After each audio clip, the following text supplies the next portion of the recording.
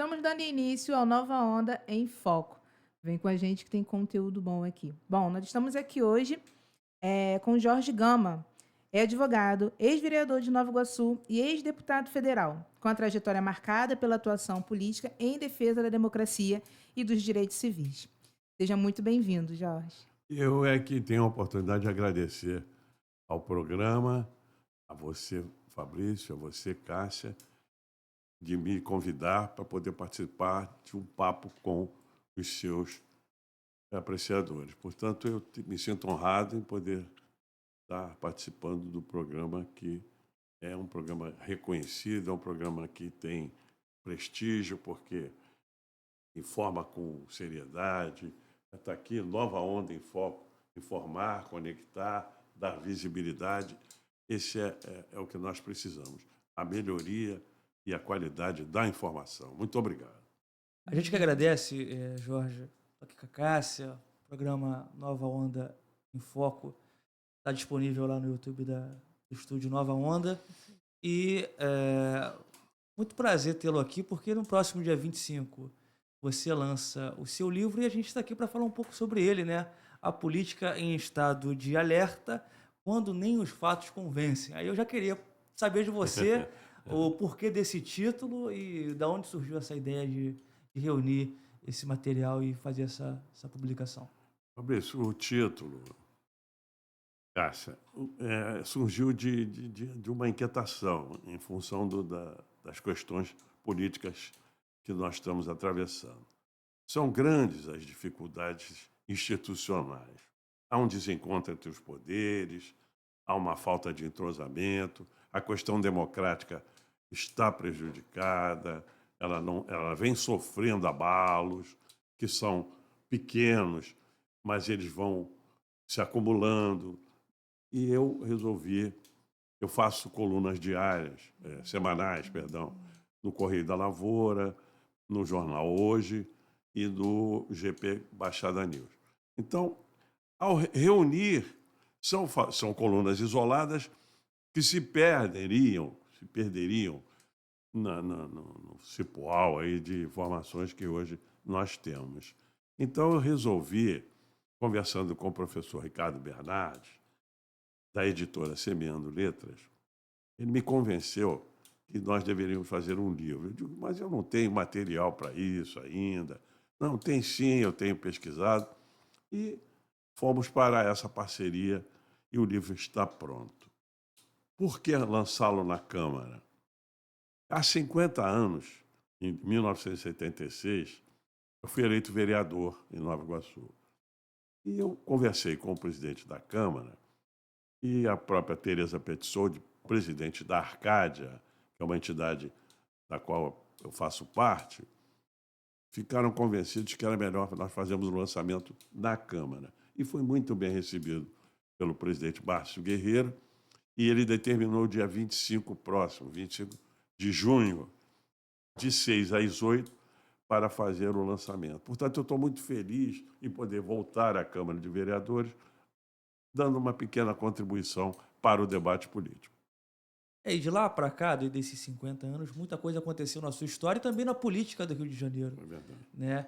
E quem, pelo que você falou, quem for comprar ou ter acesso ao livro, terá a noção também dessa política fluminense, principalmente fluminense, né? E dentro dessa sua trajetória, você lá em 82 foi candidato a vice-governador na chapa do MDB. Você também Era foi o presidente do Miro MDB. Teixeira. Miro Teixeira foi candidato à época contra o Leonel Brizola, que foi Sim. eleito, e contra o Moreira, né? E teve até aquele escândalo Da Proconsult. do Delta, o escândalo Delta, né? E aí eu queria saber de você, aquele contexto político de 82, se ele se assemelha com o que a gente está passando hoje, também de uma insegurança, né? Exatamente. Era aquele momento ainda de reabertura democrática, e o Brizola foi eleito, havia também uma apreensão sobre a questão do Brizola ser eleito, Isso. e esse escândalo também, que acabou se repetindo na nossa democracia. verdade. Nós tivemos depois lá o Collor, tivemos o impeachment da presidente Dilma. Isso. E aqui na questão fluminense, hoje nós temos, por exemplo, um governador que é interino, né? Que é o presidente do TJ, e não foi eleito. Ou seja, são casos que, dentro desse cenário, você também passou, tá na sua história e você tem acompanhado. E como que você vê hoje essa política fluminense? É, eu vejo hoje de uma maneira completamente diferente do passado. Na eleição de 82, o que eu gostaria de ressaltar para nós começarmos a abordar a sua pergunta, a Baixada Fluminense já chamava atenção no contexto eleitoral do Estado do Rio de Janeiro. A Baixada Fluminense já tinha um peso eleitoral importante. Embora eu não tivesse um peso eleitoral, eu tinha sido vereador, logo em seguida deputado federal, mas o que prevaleceu na minha indicação foi o peso político. Eu tinha uma atuação política muito relevante e muito ativa juntamente com a Diocese de Nova Iguaçu. Eu era um deputado que atuava em sintonia com os movimentos sociais da Baixada Fluminense. Movimento Amigos de Bairro, movimento dos conjuntos habitacionais, sob a liderança do Dom Adriano Hipólito. Era ali é que... Então, a Baixada tinha um peso político e tinha uma visibilidade muito acentuada. Essa foi uma das razões da minha escolha, menos por mim, mas pela minha atuação. Bom, chegamos à questão de hoje. Os candidatos pensam logo em recrutar um vice da Baixada, com razão. E aí, já por outras razões, não mais pelaquela razão política, com uma densidade mais doutrinária, mas por razões meramente eleitorais, pelo quantitativo. Mais de 4 milhões de pessoas, 4 né? milhões de pessoas. 13 municípios. Não é desprezível, é um eleitorado muito consistente. Maior que o Uruguai, por exemplo. Maior que o Uruguai. Porém, Fabrício, não tem uma consistência política. É apenas um projeto eleitoral. Eu noto atualmente essa volatilidade, porque os programas de partido são quase todos iguais, convenhamos. Todos vão fazer isso, todos vão fazer aquilo. Há uma enorme proliferação de partidos. No entanto, são partidos meramente eleitorais. Hoje, abastecidos por fundos eleitorais gigantescos, fundos partidários expressivos, mas não tem uma reunião permanente, não forma político, não forma quadros para a administração, para a disputa política, não. Os partidos são verdadeiros cartórios. Então, os partidos olham muito mais para a Baixada pelo aspecto eleitoral. Não há um programa de desenvolvimento da Baixada integrado e consistente. Não. Lá tem mais votos, vamos para lá. Essa é a questão. Essa situação em que nós estamos vivendo, onde há um presidente do tribunal, governador, exercendo o mandato de governador, Ricardo Couto, que é uma situação contestável do ponto de vista jurídico, porque o governador deveria ser o presidente da Assembleia, já que ele foi eleito. Mas fizeram tudo ao contrário. A primeira reunião para a eleição do presidente da Assembleia foi anulada, porque não cumpriu as formalidades legais. O tribunal tem dois grandes elementos nessa disputa, não vou dizer a palavra disputa, não é adequada, nessa crise é adequada.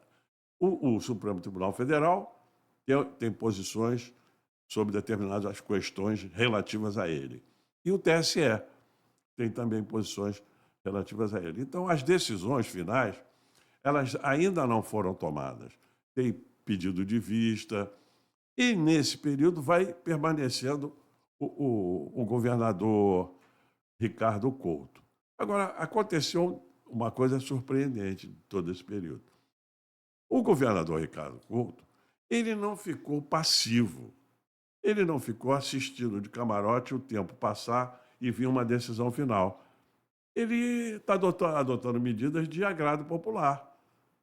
Essas demissões aí, essa Teve a recomposição salarial.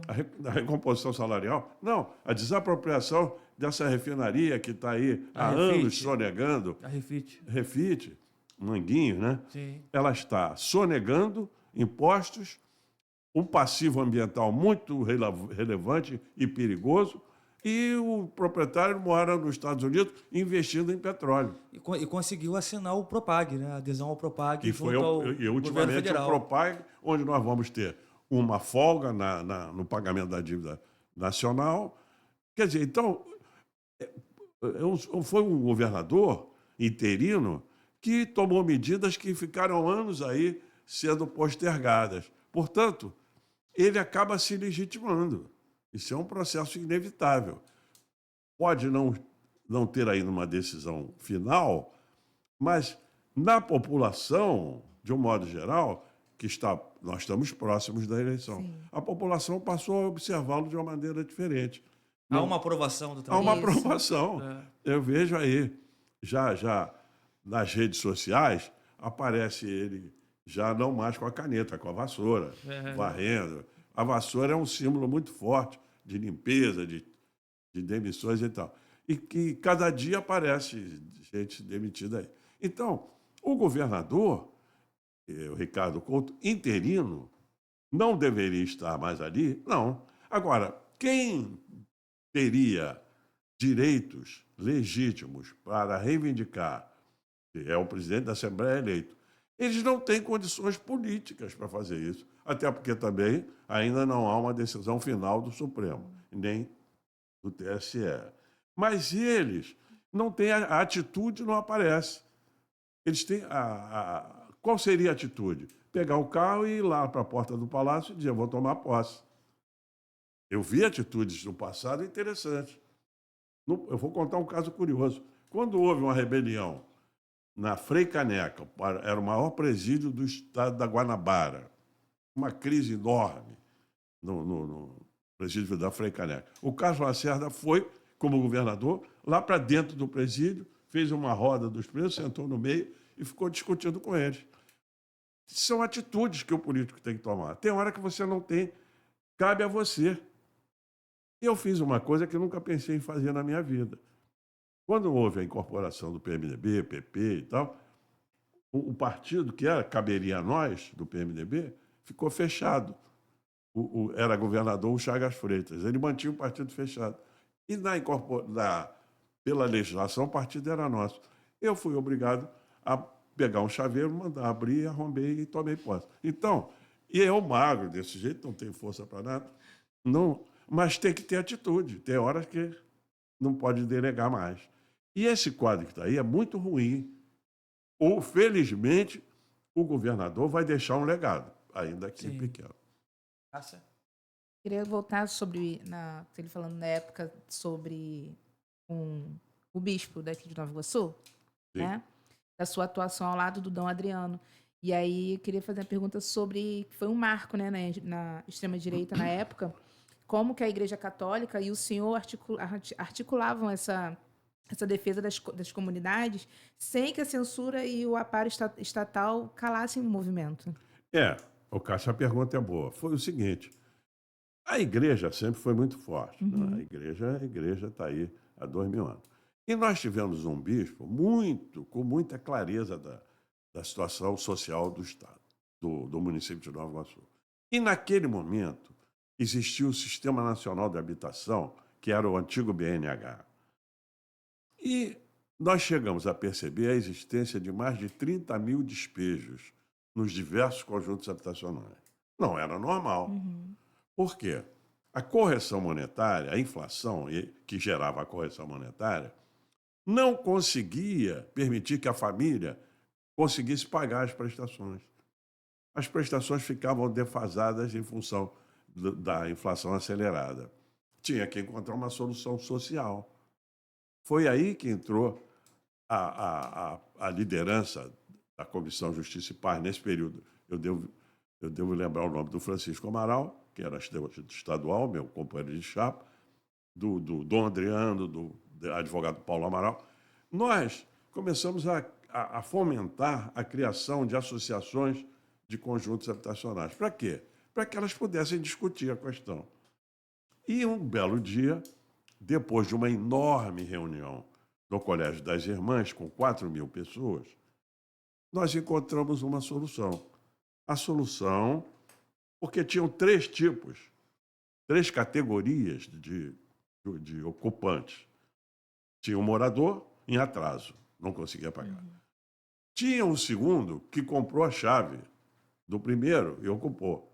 O primeiro não pagou, foi Caramba. embora e ocupou. E tinha um terceiro que viu o imóvel vazio, invadiu. Invadiu, ocupou. Então tinha o mutuário em atraso, o comprador de chave e o invasor. Então nós chegamos à seguinte conclusão. Se nós alimentarmos esse cenário, não vai chegar a lugar nenhum. Nós vamos considerar que aquele cidadão que lá está é um ocupante.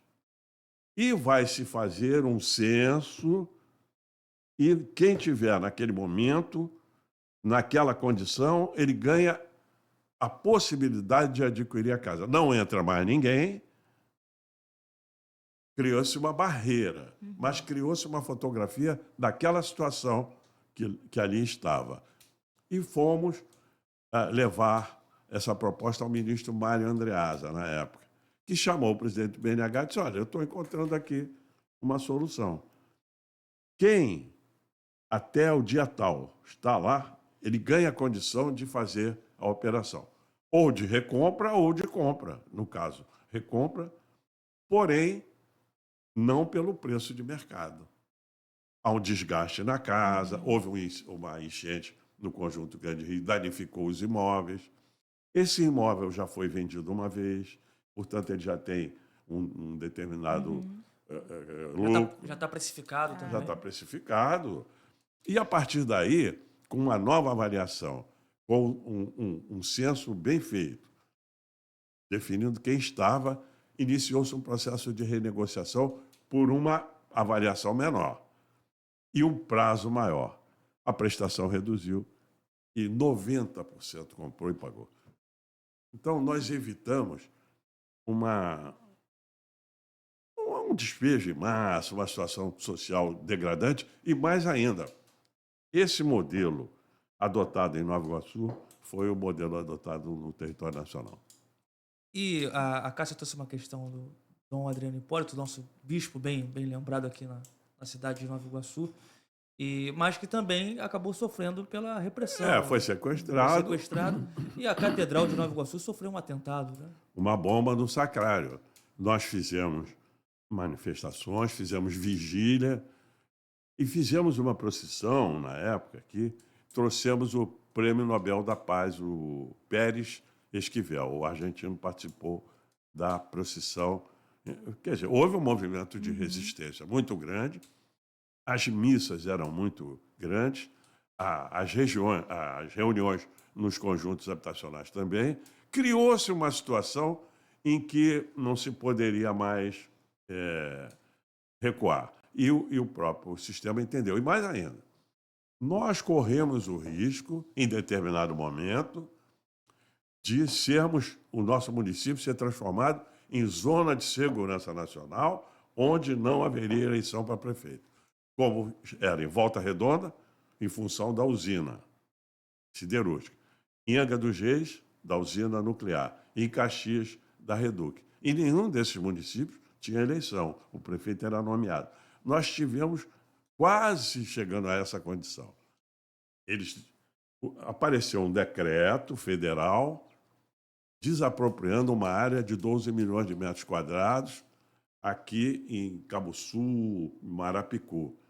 Qual seria a razão? A razão seria a construção do Centro Nacional Ferroviário, Centro Tecnológico Ferroviário. Nós achamos estranho por quê? Iam ter imensas desapropriações, diversas desapropriações, centenas, até milhares. Mas ficamos sem ter noção e sem ter a informação. A informação era muito reduzida na época. Mas chegamos à conclusão que era uma coisa estranha. Passamos a apurar. Eu fui incumbido de interrogar o presidente da rede ferroviária, era um general, que foi lá na Comissão de Transporte. Ele fez a palestra dele. Quando terminou a palestra dele, eu fiz algumas perguntas. Eu disse, olha, eu assisti com toda atenção a sua palestra de 3 horas e pouco. Não vi, e vi a programação, vi o que o senhor está realizando e vi o que o senhor está propondo para curto e médio prazo. Não vi em lugar nenhum esse decreto aqui, a construção do centro tecnológico ferroviário. Não encontrei. Por quê? Até porque tem uma área semelhante em Macaé, plana, com todas as características. Por quê? Vim O desapropriar presidente, aqui, né? o presidente pediu a interrupção da sessão. O presidente era um deputado da Bahia, chamado Rui Bacelar. Pediu a interrupção da Comissão de Transporte e suspendeu depois das minhas perguntas, pediu um prazo para ele responder, 15 dias. 2 meses depois, o decreto acabou. Morreu, foi arquivado e não foi. Não era foi nada adiante, disso. Era o Jabuti. Jabuti. Na política era o Jabuti. Era o Jabuti que estava, eu achei esquisitinho. Que quase colocaram na árvore. Né? Quase, eu digo, peraí, o que é isso? Então, nós conseguimos, porque o movimento social que era tão relevante, tão pujante, tão ativo, que chamou a atenção da Lei de Segurança Nacional, aquela Poderia ser doutrina. vinculado a um grupo rebelde, revolucionário. Aí, A questão da época, do contexto político à época. Né? exatamente. Isso aí nós enfrentamos com muita... E, ô Jorge, a gente vive um momento que o Brasil acho que acaba sendo uma eterna crise. Né? A todo momento você tem um escândalo, uma crise institucional, mas em toda crise também há um momento de conciliação, de convergência e de pacificação. Posso citar, por exemplo, aqui a própria questão do Rio de Janeiro. Lá em 82 você foi vice-candidato ao governo junto com o Miro, e o próprio Miro, anos depois, ele passou a integrar o grupo político do PDT, veio a ser candidato também pelo PDT em 96, já candidato a prefeito do Rio, né, com apoio do Brizola. Tinha até uma questão já do Brizola ali, de não estar muito na campanha, por todo o contexto que ele sofria à época, mas houve uma conciliação, e também quando você foi secretário da Baixada. Né? Ou seja, tem chance ainda a gente conciliar o Brasil, pacificar de alguma maneira o Brasil? Olha, existe, você toda hora vê na imprensa, alguns que defendem a terceira via. Essa é clássica. É clássica, é uma proposta. Quando se aproxima da eleição, a terceira via. Bom, o conceito de terceira via, nesse momento que nós vivemos, ele é muito volátil. Porque quando se fala em terceira via, já tem um candidato. Quem anuncia a terceira via já se coloca como sendo ele. Seja o Caiado, seja o Zema, era o Ciro no passado. Enfim, não é assim que se faz terceira via. A terceira via no Brasil, em qualquer lugar que queira fazer uma política duradoura, séria, democrática, consistente, ela tem que ser em torno de propostas.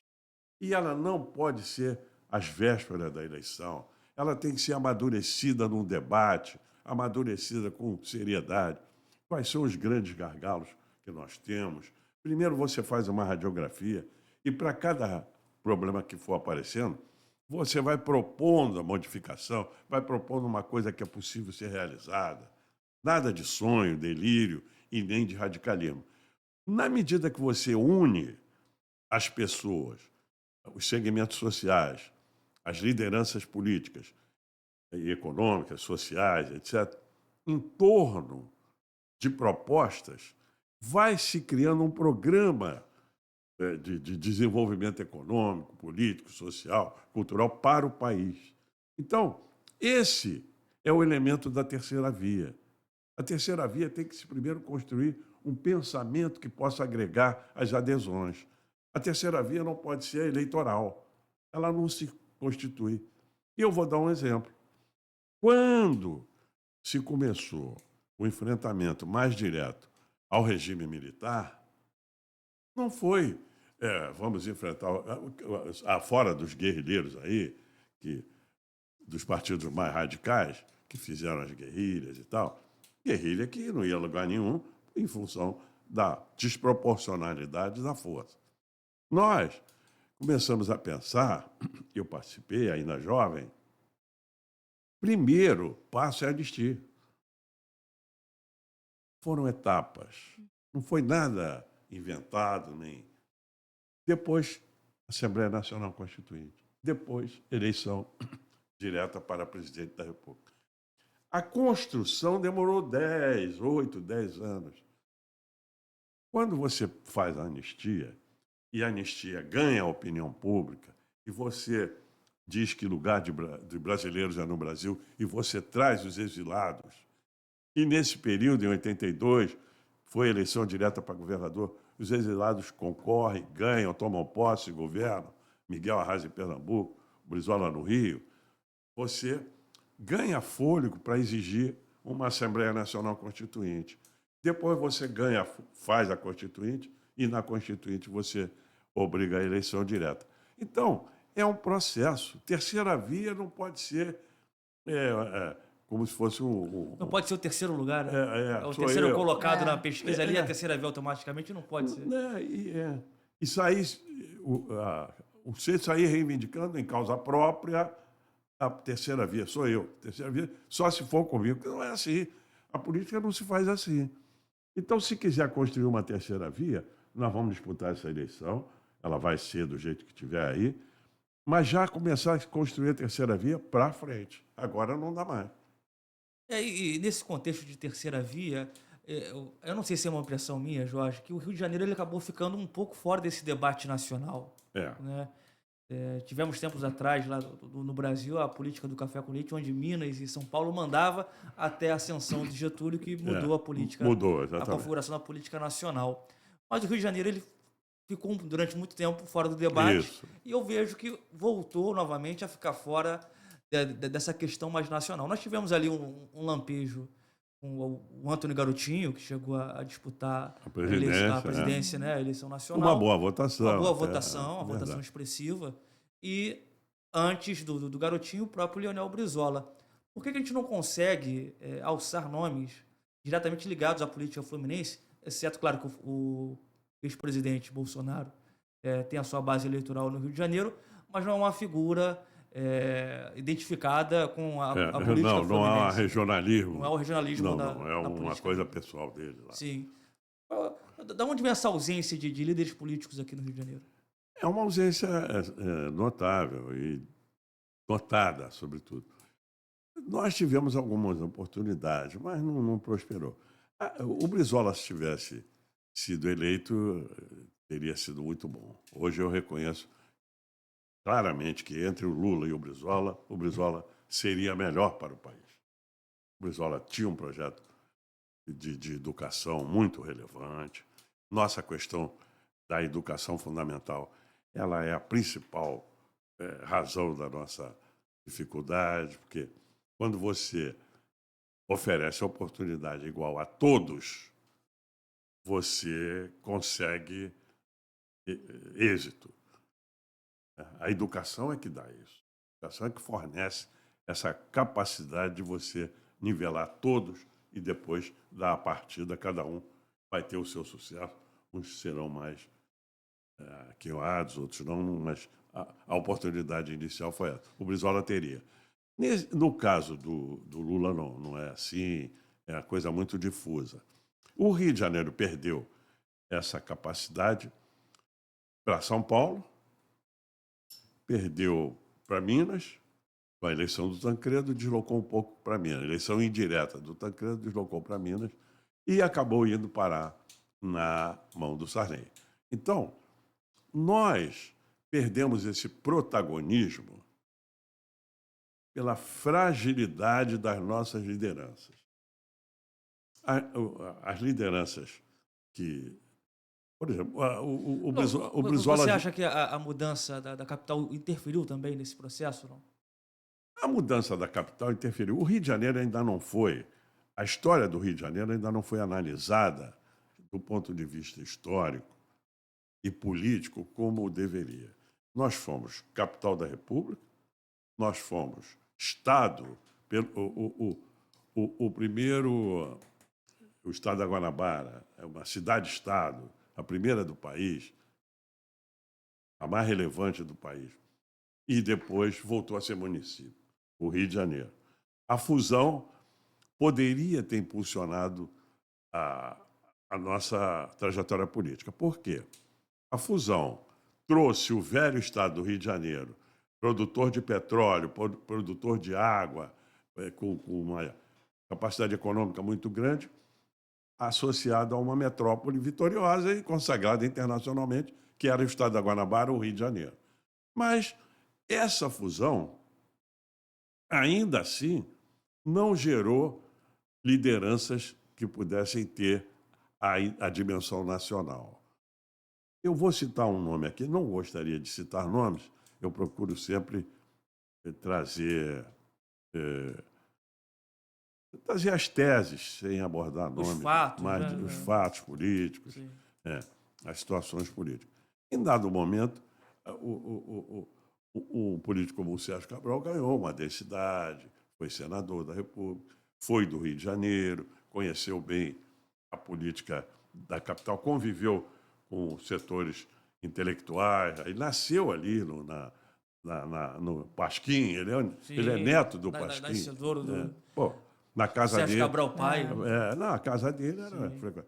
Pertenceu ao Centro Brasil Democrático quando era jovem, que era uma entidade da sociedade civil que foi presidida por Oscar Niemeyer, por Enio Silveira, por Antônio Weiss, que formulava política com muita clareza, mas ele não teve um sucesso relativo, depois teve um desencontro na vida dele que eu prefiro não comentar. Mas era uma liderança que Tinha esse potencial. tinha esse potencial mais do que outros da geração dele.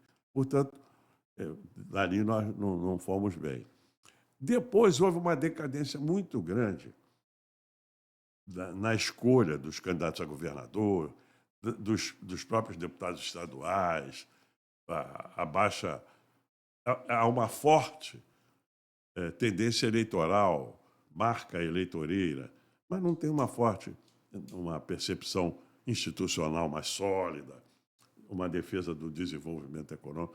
Não é possível você ter uma refinaria dessas aí, onde nós somos o primeiro estado produtor de petróleo do país, o segundo estado consumidor do estado, uma sucata dessa aí, que é devedor quanto mais, e não tem uma providência, não se sabe, é uma coisa nebulosa, opaca, que você não sabe por que não se toma providência. Não pode. Ali é uma fonte de renda, de geração de trabalho, renda, tecnologia, num local absolutamente espetacular, que é lá no centro, perto do porto, na Avenida Brasil. Ali há anos, numa coisa nebulosa. Então, quer dizer, só isso aí já demonstra a falta de liderança, de coragem, de atitude dos governantes e dos líderes políticos. E outros nomes antigos acabam surgindo novamente no cenário, que é, por exemplo, o caso da Benedita da Silva, que está sendo cogitada a vir ao Senado, e do próprio Miro Teixeira, que provavelmente é um pré-candidato ao Senado. Ou seja, nomes que participaram da política ativamente na década de 80, continuam participando e ainda estão aí em atividade. E não é essa renovação. Por falta da opção. de uma renovação com consistência. Eu não costumo comparar renovação com juventude, nada disso. E nem o primeiro mandato. Teve uma legislatura dessa aí que o maior número de escândalos era o deputado do primeiro mandato. O que é renovação? Não é bem assim? Eu fiquei apavorado. Então, a renovação é a renovação de costumes, renovação de conhecimento, preparo, que os partidos não fazem. Os partidos produzem candidatos. Os partidos não produzem líderes políticos. E falando sobre líderes, eu queria voltar a puxar lá em 84, na questão do PMDB. daquela época que era grande frente ampla, né? Frente ampla. Contra o regime. Olhando lá para trás, né? Pois não, O que o Maria. senhor acha que a classe política atual perdeu a capacidade de sentar nas mesas com adversários em prol de um objetivo maior?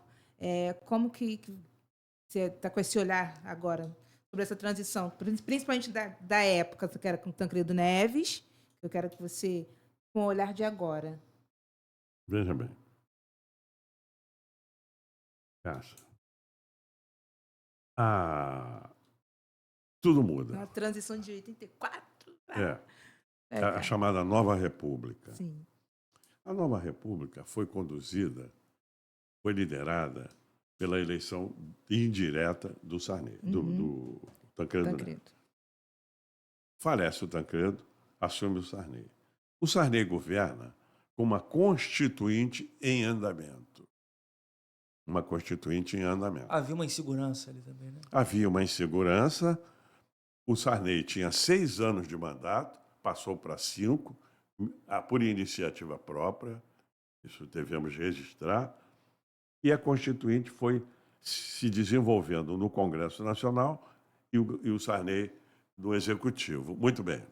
Muitas inseguranças e muitas contestações de parte a parte. Sarney não concordava com determinadas posições, porque a nossa Constituinte, às vezes, peca por direitos que o orçamento não comporta. Eu não sou eu que estou dizendo, porque eu agora afirmo que saiu num livro aí a nossa participação no SUS. Eu era presidente do PMDB, criei a Comissão de Saúde do PMDB, nomeamos o Sérgio Arouca para a Fundação Evaldo Cruz, e ali foi a partida para nós conquistarmos o SUS na Constituinte, que é o maior programa de saúde do mundo, inegavelmente, reconhecidamente por todo mundo. Porém, o financiamento do SUS e a sua falta de modernização e de inovação vai causar problemas. Você coloca na Constituição que saúde é direito de todos e dever do Estado.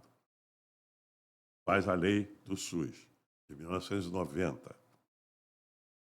A lei é feita, as experiências vão sendo feitas, vão avançando e vão se consolidando. Porém, o custo do SUS é muito grande. Então, o custo do SUS não está sendo... Se você modernizar o SUS, botar inovações, apostar em inovações, etc., você reduz o custo. E se você tiver uma fiscalização mais adequada, também evita a corrupção, que é a consumidora de grandes volumes de recursos do SUS. Muito bem. Esse processo, respondendo a sua pergunta objetivamente, ele só não se consolidou e você não nota uma estabilidade pelo número de partidos. São muitos partidos e são muitas lideranças que não têm uma formação que possa contribuir para o desenvolvimento de um projeto nacional. Não é que haja unanimidade. Os consensos que são formados são muito tênues, são muito frágeis, são muito consensos de oportunidade. Não é um consenso que você possa ter um consenso de longo prazo, de estabilidade, de desenvolvimento econômico, de defesa da soberania. Não são. Não se pensa com profundidade o país. E a nossa Constituição, ela hoje, nós já começamos a perceber que ela foi muito importante e é muito importante, mas ela é muito extensa. Então, o Supremo Tribunal Federal declara o seguinte: o Supremo Tribunal Federal só age quando provocado. É verdade? É. Ministros dizem isso. Porém, na Constituição que nós temos, a sua extensão, ela permite que seja provocado por qualquer coisa. Porque tudo está na Constituição. Quando foi feita a Constituição, se abriu a participação da sociedade em geral. Foram para lá os proprietários de terra, foram os empresários, foram os trabalhadores, foram as mulheres, foram os indígenas, todos foram para lá tentar incluir na Constituição a sua expectativa de direito, a sua reivindicação e para fazer justiça. Não quiseram saber que se o direito dele fosse protegido por uma lei infraconstitucional, ele teria a garantia plena da aplicação desse direito. Não. Preferiram incluir esse direito na Constituição. Ela ficou muito extensa.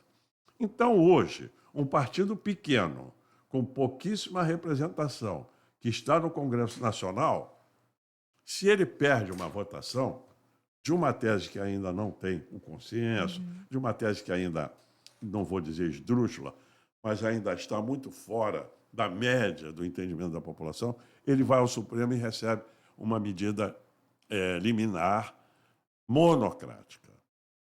Então, o Supremo altera a normalidade do processo legislativo quando dá uma garantia a um fato, a uma reivindicação política de uma minoria que não conseguiu sequer, não vou nem dizer consenso, não conseguiu avançar no interior do parlamento. Complica, crise, porque os governos têm que ser da maioria. A maioria governa, desde que não prejudique a minoria. O direito de minoria tem que ser assegurado. Eu não posso, tem 5 esquerdistas numa sala e um conservador. Começa a discussão, não está satisfeito, joga para fora, o derrotado pela janela. Não é assim que funciona. O direito da minoria tem que ser assegurado. Porém, não pode ser garantido, porque se ele não conseguiu, na instância própria, no local próprio do debate, onde ele tem a legitimidade do voto, onde ele foi eleito, onde ele pode deliberar. para discutir, debater e convencer o contrário. Ele não pode sair dali, atravessar a Praça dos Três Poderes, dar entrada numa petição e sair com uma liminar. Não é assim, não ajuda. Para sobrepor a vontade da maioria. Então, o desequilíbrio a que você se refere, essa turbulência, deve-se a excesso de partidos, interferências, às vezes, precipitadas, com liminares, e do próprio executivo. Enfim, toda a sorte de demanda reprimida, demanda que não foi aceita no consenso, ela é atendida, às vezes, por uma simples decisão monocrática. Tudo isso não ajuda a avançar. E quando se faz um consenso lá, a democracia busca de consenso. Espera aí, consenso de qualidade. Fora de consenso, quando você não tem um consenso de qualidade, quando você não tem um consenso cujos objetivos finais desse consenso tenham uma densidade institucional segura, é conchavo. Conchavo é outra coisa. Então, o conchavo prevalece a um consenso bem construído. Faz um negócio aqui. Então, não fica uma coisa que você possa ter certezas, segurança jurídica, um norte. Vou dar um exemplo. O caso das terras indígenas, vou entrar nisso. As terras indígenas, a Constituição assegurou, quando foi promulgada, a demarcação daquele momento. É aqui. Aquele marco temporal. O marco temporal está aqui, termina aqui. Muito bem. Você não pode ter um marco temporal atemporal, onde que todo e qualquer... Você não consiga delimitar, né? Não tem condição. Não é assim que se organiza a nossa territorialidade. Bom, o marco temporal. Aí, não se pode dizer, aí eu vou dar razão à Constituinte, que não houve representação defendendo lá o marco temporal. Estava lá o Conselho Indigenista Missionário, o CIMI. Estavam lá índios. Eu vi índio lá toda hora, com o doutor Ulisses, com coisa de índio. Todo mundo, ONGs que representavam os indígenas. Deputados. deputados e conseguiram um marco temporal. O marco temporal que está na Constituinte, ele tem o objetivo de proteger o indígena. Ao contrário, ele tem o objetivo de proteger o indígena. Bom, vocês têm aqui, ninguém vai poder invadir mais. Então, aí vem o Supremo Tribunal Federal, faz uma reinterpretação e abre uma possibilidade de se rediscutir essa questão do marco temporal que está fixado lá. Porém, nessa trajetória do marco temporal dos 35 anos que tem a Constituinte, o índio não pode plantar, o índio não pode fazer mineração, o índio não pode... Ele não tem liberdade econômica. Então, agora, está aqui no livro, o Supremo Tribunal Federal autorizou os índios Cinta-Largas a plantar. Como é que pode? A terra é dele. Então, autorizou a plantar. Sim. Você vai ver, tem uma outra tribo que conseguiu uma decisão. Mas aí, no caso, é um juiz que nunca foi ao local e, de uma canetada, ele resolve autorizar. Mas Uma coisa que já deveria ter sido subentendida, né? o cara tem a terra, ele tem que sobreviver. Sim. Se tem minério, é dele. Não precisaria ter da canetada autorização. Tá bem, eu não posso explorar, não tem tecnologia, não, mas está aqui. Me paga royalties que eu... Verdade. Tem a solução como fazem as tribos canadenses, por exemplo, que são milionárias, que vendem lá. Mas não pode ter a liberdade econômica. E isso gera uma evasão de divisas também, porque quem explora ali acaba não formalizando a venda daqueles produtos ou da exploração e vai para o mercado ilegal, para o estrangeiro. Mas vai para o crime organizado, vai para tudo quanto é tipo de soluções ilegais. Então, isso precisa ser resolvido. Então, voltando à sua pergunta, que é importante, o meu diagnóstico modesto, simples, de observador, que eu costumo dizer com muita clareza. Eu não sou historiador, não sou jornalista, admiro todos eles, não sou sociólogo, eu sou um prático político que vivi ao longo da vida toda fazendo a política partidária, fazendo a política de organização social, fazendo a política parlamentar e fazendo a política administrativa, onde eu exerci alguns cargos. Então, eu acumulei experiência vivendo, acompanhando. Tem coisas que o jornalista descreve tempos depois de ter acontecido, o historiador descreve tempos depois, muito depois de ter acontecido, mas quem teve que decidir naquela noite ou naquela semana foi o político. Sim. Esse é o que... Né? Então, eu vivi nesse ambiente de ter que decidir. Errado ou certo. Agora, pior é não decidir. Decidindo, pode errar. Não decidindo, já é. Pô, e quando nem os fatos convencem, Jorge? Não convence. Aí, veja bem, é outra questão interessante que eu abordo. Nós, mais a minha geração do que a da Cássia e de você, tínhamos escassez de informação. A nossa informação, nós íamos buscar primariamente no dicionário, interpretar uma palavra que a gente não sabia, um termo jurídico. Eu comprei um dicionário de expressões jurídicas para acompanhar o meu curso de Direito. Você tinha que comprar uma enciclopédia. Minha mãe comprou enciclopédia, meu pai pagava, eu ia lá, olhava e tal. A informação era escassa. E você tinha a informação nas faculdades, nos cursos acadêmicos que você frequentava ou nos cursos avulsos. Com o tempo, veio a televisão. Veio o rádio, a televisão. A informação passou a ser em tempo real. Porém, editada. A edição já fornece um tipo de interpretação prévia. Ela só é destilada, só é entregue à população depois de editada. Então, a informação passou a ter uma direção, passou a ter uma propriedade. A concentração excessiva dos meios de comunicação nas mãos de poucas famílias ou de poucos grupos empresariais, familiares ou não, tinha jornal, rádio, televisão, revista. Era uma concentração absurda da informação. Então, você tinha a capacidade de dirigir a opinião pública através da manipulação da informação. A narrativa. Muito bem.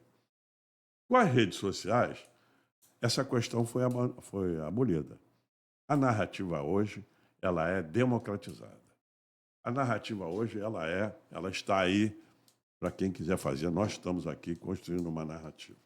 Estamos debatendo abertamente o que vocês me perguntam e o que eu sei ou não sei responder, o que eu consigo ou não consigo interpretar. Mas é aberta, é livre. Qualquer um vai ter acesso daqui a 1 hora e meia, o tempo que vocês liberarem o programa. Antigamente não era assim. Então, a quebra da narrativa deu uma enorme oportunidade de interpretação. Surge um segundo problema, que é uma frase de um historiador, jornalista americano, de 1800 e pouco, que ela tem uma síntese muito curiosa que eu gosto de usar. Numa democracia, o direito de ser ouvido não implica no direito adicional de ser levado a sério.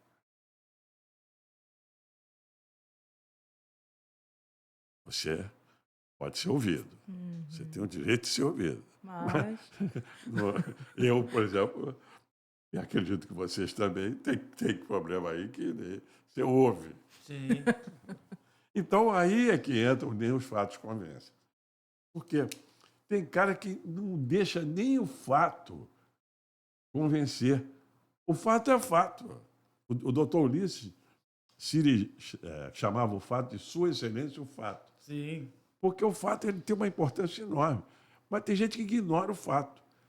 E vem também, nesse turbilhão de informações, o fato substituído pela narrativa. Há uma concorrência enorme entre o fato e a narrativa sobre o fato. E aí se estabelece uma confusão enorme. Então, você não sabe se aquele fato narrado por aquele personagem é o fato real ou se tem um subfato, não sei se a palavra está correta, um novo acontecimento que é complementar aquele fato original, mas que o transforma. Enfim, é um novo momento. De qualquer maneira, eu coloquei essa questão de propósito para apresentar a análise da população, da quem lê ou quem se interessar. Eu acho que você fez uma construção muito interessante, Jorge, histórica, né, da comunicação, de como que as informações chegavam e como que chega hoje. Mas há também hoje uma disputa entre o que é o fato e o que é o fake. Sim, Que está olha, a discussão do STF, tem um inquérito das fake news e quem determina o que é fato e o que é fake.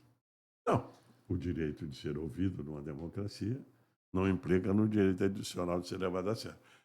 Esses fake aí, eles falam, mas você não pode levar a sério. Sim. Então, agora, há uma linha tênue entre o fato e o fake, que você fica numa situação difícil de poder. Que quando a fake é construída, uma fake é construída, ela é feita, ela pega todos os elementos do fato, menos o coração do fato não aparece. Então, há um rodeio em torno de um fato, porém a essência do fato ela não aparece. Eu lidei muito na política com negociações, etc, etc. Então, era comum, vinha o sujeito reclamar de alguma coisa, ele contava a história toda. Ainda não tinha o fake, ainda não tinha as redes sociais, a relação era pessoal. Mas você, o cara é seu amigo, o cara tem credibilidade, é verdade aquilo ali. Mas às vezes ele escondia o principal. Eu tenho um fato curiosíssimo. Um amigo meu, grande amigo, tenho apreço por ele, é vivo ainda. Ele uma vez disse assim, Jó, eu tenho um amigo meu que precisa de uma ajuda. Você se dá bem, conhece o diretor da Rede Ferroviária Federal, diretor de pessoal. Conheço, o ex-deputado falecido Jorge Moura. Será que ele atenderia um pedido? Sim, sendo justo, acredito que sim. Um amigo meu, engenheiro da Rede Ferroviária Federal, está em Mato Grosso, precisa se transferir para o Rio, porque a mãe dele está doente. Então, você tem o registro dele, a matrícula dele? Tem. E eu procurei o Jorge Moura na época. Jorge Moura, como vai? Tudo bem? Olha aqui, tem uma pessoa, um engenheiro da rede, que precisa se transferir para o Rio. Tem alguma vaga aqui? Ele está no Mato. Tem, eu resolvo. 3 dias depois, ele disse, não posso. Isso? Mas, Jorge, olha só. Tem um engenheiro? Tem. Ele é concursado? É. Ele está em Mato Grosso? É, sim. A mãe dele está doente? Provavelmente. Mas o edital, ele fez concurso há um mês. Só ele se apresentou porque tem que ficar um ano lá em Mato Grosso. E tinha um mês. Então tinha tudo, mas não. É dificílimo você fazer política. Tinha o cara, tinha isso, mas não tinha. O fato não era esse. Então, o fake news, a fake news, ela opera Na órbita. nessa lógica. Tem tudo, Mas, Mais mas o não coração, é. o fato. não, duas perguntas que eu queria fazer, Pois não, que é foi um prazer. sobre, lá de 82. Mas eu queria saber, antes de eu fazer essa pergunta sobre a questão que você fez, um discurso fechando para mais de 100 mil pessoas no Largo da Carioca. Mas antes de me responder isso, eu queria saber como que foi essa fusão do seu coração para a política. O porquê? O que te despertou para vir para a política? É interessante isso. Na verdade, foi um acidente na minha vida, porque eu não tinha nenhuma vocação para isso. Eu tinha uma certa timidez até para enfrentamento de debate, falar em público, eu tinha tudo isso. E não tinha o menor interesse. Eu fui trabalhar na Justiça, Poder Judiciário, muito jovem, com 14 anos, por aí. E fiquei ali trabalhando, estudando. Estudava no Monteiro Lobato à noite, depois fiz vestibular para Gama Filho, passei na Gama Filho e depois fui transferido para a Federal Fluminense, porque eu era da Justiça e tinha um convênio entre o Poder Judiciário e o UF, que você podia pedir transferência. Eu fiz. E me formei em Direito. Eu tinha interesse em continuar trabalhando no cartório, como eu trabalhei até o final, me aposentei lá, e montar uma empresa imobiliária, uma coisa qualquer que eu pudesse cuidar da minha vida e sustentar a minha família. Era esse o meu objetivo. Não tinha vocação, interesse político eleitoral. Participava de comício de A, B e ali, uma reunião que me convidavam. Quando foi em 1974, eu fui para o PMDB. Não, fui em 68. Entrei no MDB, assinei uma ficha, mas frequentava pouco. O Francisco Amaral foi candidato a deputado estadual. Francisco Amaral era um advogado, foi vice-governador, era advogado funcionário do Banco do Brasil aposentado, um grande sujeito. Pessoa formidável, preparado. Aí o Francisco Amaral, quiseram que eu fosse estadual, eu disse, não. Aí foi o Francisco Amaral e ganhou a eleição. Veio em 76. Em 1976, o Francisco Amaral foi candidato a prefeito. Por quê? Porque ele, mesmo não tendo sucesso, ele continuaria como deputado. Perfeitamente. Ele se lança candidato a prefeito. Já numa visão mais esquerdista, já num pensamento mais contestatório ao regime militar. Era a parte mais à esquerda aqui no município e na região. E aí o Amaral me diz, Jorge, olha só, você precisa ser candidato a vereador. Eu falei, mas eu não tenho o menor interesse. Você, não. Eu preciso de, se eu ganhar, eu preciso de alguém na Câmara. Uma base eleitoral. Não, e alguém na Câmara. Ah, Aí eu falei, olha, não tem interesse, nós vamos te apoiar. Botei eu tinha um escritório, botei todo mundo para trabalhar. Mas foi chegando a hora e eu acabei cedendo. E mais, eu também não tinha a visão suficiente, visão eleitoral suficiente, do tamanho, da extensão do município. Eu entrei como se fosse para cumprir tabela. Vou fazer. Belfor Roxo era Nova Iguaçu. Queimados era Nova Iguaçu. Mesquita era Nova Iguaçu. Japeri era Nova Iguaçu. Tinham 21 vagas apenas. Hoje, cada Câmara dessa aí tem 21. Aqui tem 23. E tem uma coisa curiosa.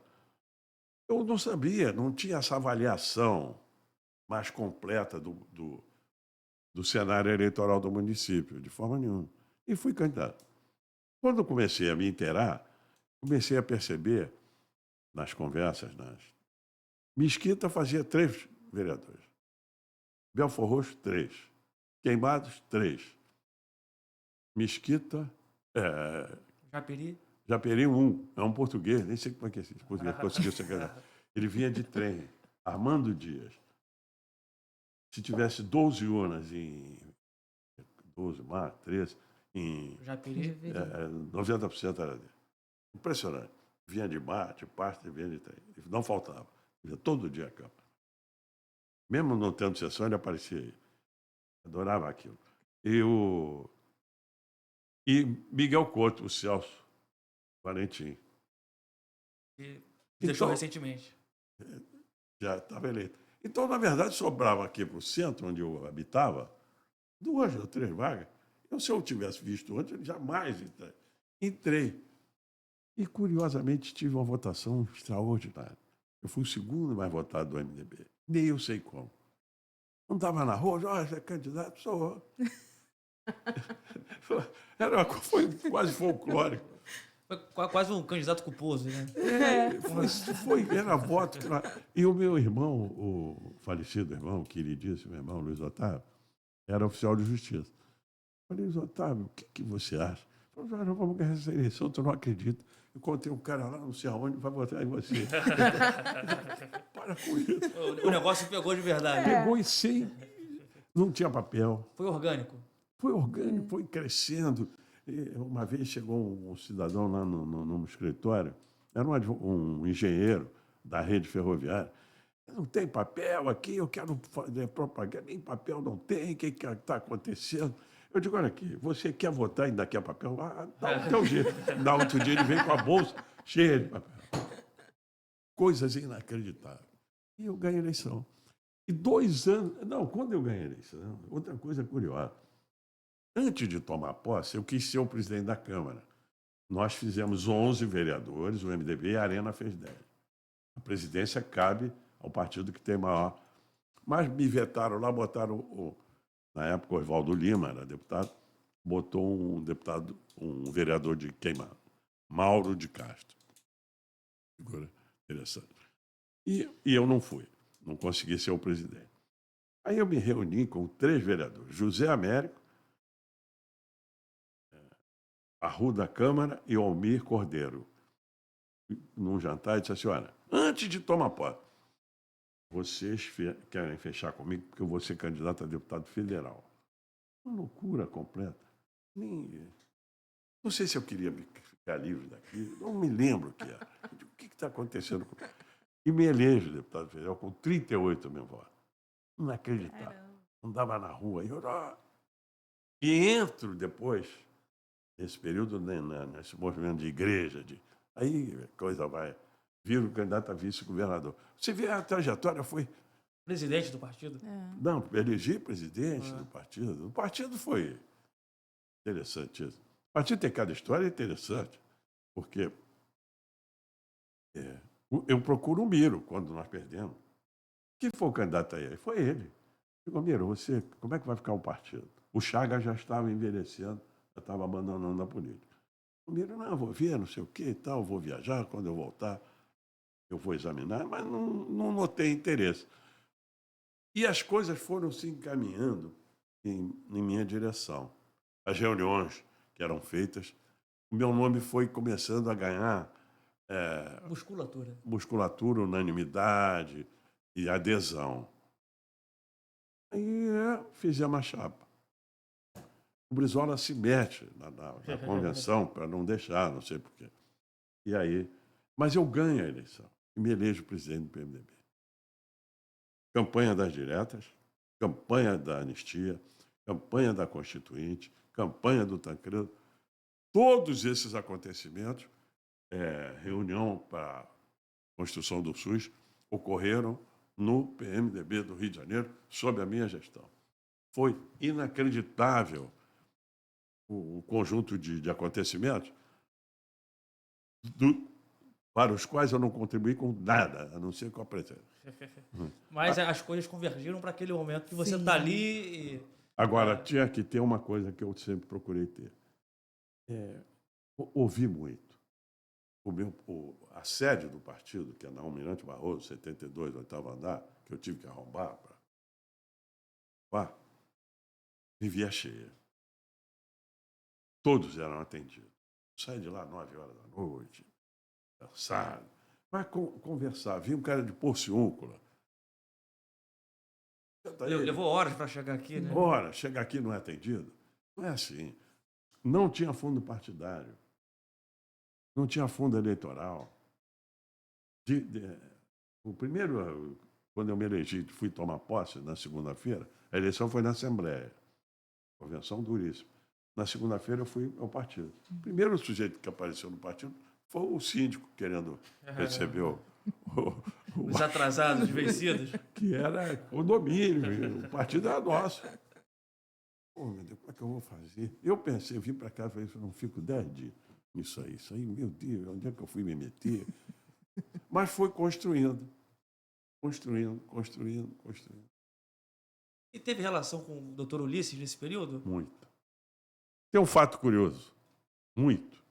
Mas esse foi o acontecimento mais importante na minha gestão, depois do negócio do SUS, foi muito grande. Mas esse fato específico. O Tancredo se elege presidente da República pelo colégio eleitoral. Eu recebo uma ligação do Renato Archer, que foi governador do Maranhão, foi deputado, ligado ao Ulisses, morava em Santa Teresa. Olha, vai, tudo bem. Temos que fazer uma homenagem ao doutor Ulisses no Rio de Janeiro. Ele também.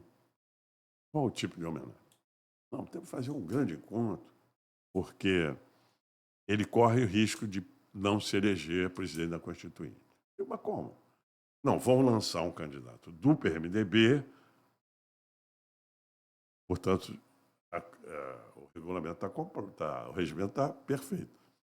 Quem exerce a presidência do Congresso, da Câmara, é o mais votado, é do partido mais votado. Vão lançar um cara do MDB, que vai receber o apoio do Maluf. E derrota o líder. Oh, que coisa. Eu falei, mas onde seria? Qual seria o modelo? Não sabia. Aí eu tinha mania de reunião, adorava uma reunião. Chamava lá, e ficava cheio lá. E jornalista que não tinha pauta, não tinha matéria, ia para lá. Lá tinha sempre alguma coisa.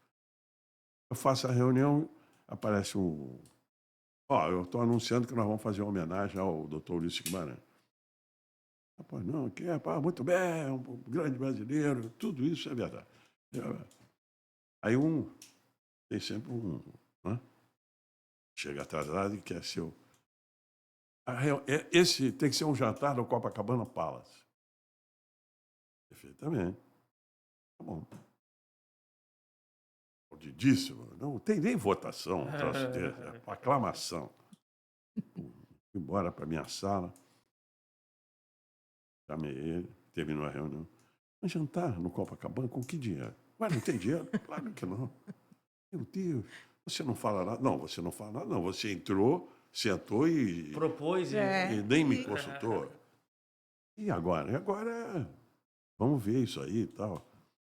Mas no outro tinha um jornalista, e sempre tem um jornalista. Ulisses será homenageado no Copacabana Palace. Já soltou E a aí? bomba. Pois é. Aí piorou. Aí me liga o Renato Arce. Ô, doutor Renato, tudo bem com o senhor? Parabéns, porque a ideia é boa. Quer dizer, é Tiradentes com o meu pescoço. Pode fazer o que quiser que o pescoço é o meu. Falei, mas doutor, não tem dinheiro não. Não, mas, meu Deus, quem é que... Não, apareceu um desavisado aí, fez essa oferta. Não, mas nós vamos ver. Aí começaram a fazer. Movimento. Aí aparece outro, um terceiro. Já tive no Copacabana Palace, mas quem mandou? Meu Deus. Não, ele quer fazer lá. O José Eduardo Guino. Ele quer fazer lá de qualquer maneira. Ele faz peixe ou carne, um vinho branco e um vinho tinto, pode escolher, R$ 35. Eu falei, é quase de graça. Mas não tem dinheiro. Ainda assim, não tem dinheiro. Não, ele quer fazer lá, Jorge, ele achou uma maravilha, leu no jornal, está todo satisfeito. Eu sei, né? Mas aí começou a aparecer dinheiro. Eu ia lá, pagava 100, alugava 100 mesmo. Aí convidamos o Brizola. Ela foi, eu vou com muito prazer. Convidando o doutor Roberto Marinho. O doutor Ulisses veio ao Rio, convidou o doutor Roberto Marinho e o Brizola. O doutor Ulisses ficou encantadíssimo. E a coisa foi crescendo. Sobrou dinheiro, paguei o condomínio, pintei o partido, estava caindo aos pedaços, e foi um maior sucesso. E o Ulisses depois foi o presidente da Constituinte. Sim, já saiu daqui eleito. Porque veio todo mundo. O Sarney veio, o Brizola veio Fernando Henrique, veio José Serra. 1.100 lugares. Ele mandou parar, que não tinha mais salão. Estava em obra. Para. Tem gente aí. Não, para. Foi um sucesso. Acidentalmente, não planejei nada, caiu na minha cabeça e eu tive que... Fiquei sem dormir. Ainda pior, eu comprei um teatro novo, roubaram.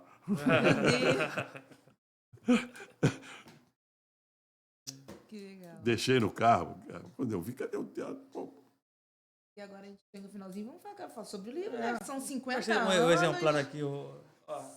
Vamos? Cadê a câmera aqui? Ó? E aqui em mim. Ó. Política em estado de alerta nasce quando nem os fatos convencem. E Jorge Gama, né, estará retornando 50 anos depois do seu mandato de vereador. eu volto à Câmara lançando... E esse aqui é especial, que está com a dedicatória. Esse é seu e isso da aí. Maria. Fabrício Amaral e a da aqui, Cássia. Aqui. Então, dia 25 de junho, lá na Câmara, a partir das 18 horas. É. Né? De 18 às 20 horas. De 18 às 20. Outra coisa, eu queria o livro não será vendido, vou deixar um Pix lá para Luz de Escola, que é um orfanato. Uma instituição, né? Que tem aí, quem quiser doar. Que legal. Não tem, o livro pessoas não... em vulnerabilidade aqui em Nova Iguaçu. Isso, as pessoas que quiserem fazer um Pix, faz. Não é vendido, o livro... Então, todo o dinheiro será revertido para... Tudo vai ser direto no Pix, eu vou conversar com eles para me dar um Pix. Bom, o livro não é para ser vendido. Maravilha. Muito obrigado pela presença, Jorge. Eu que agradeço. Abrilhantou o nosso programa. E muitas histórias, né, Cássia? E fica como Ficava mais tempo, aqui. a gente ficava mais tempo aqui. Obrigado. Um conhecimento. Mas é bom que já Obrigado. fica um outro convite aqui, uma outra oportunidade de você vir depois Eu do virei lançamento. com muita alegria e muita Isso satisfação. aí, novos fatos que talvez convençam, né? Temos aula. Muito obrigado. Agradeço imensamente a todos. Agradeço aos ouvintes a oportunidade de poder trazer aqui as minhas impressões, as minhas opiniões de uma vivência política, não é acadêmica, não é histórica, não é sociológica, é uma vivência política realmente da prática. Foi o que sobrou. Maravilha. Então, sigam, acompanhem Nova Onda em Foco. Sigam lá também no Instagram. E até a próxima. Certo aqui no meio? Até a próxima.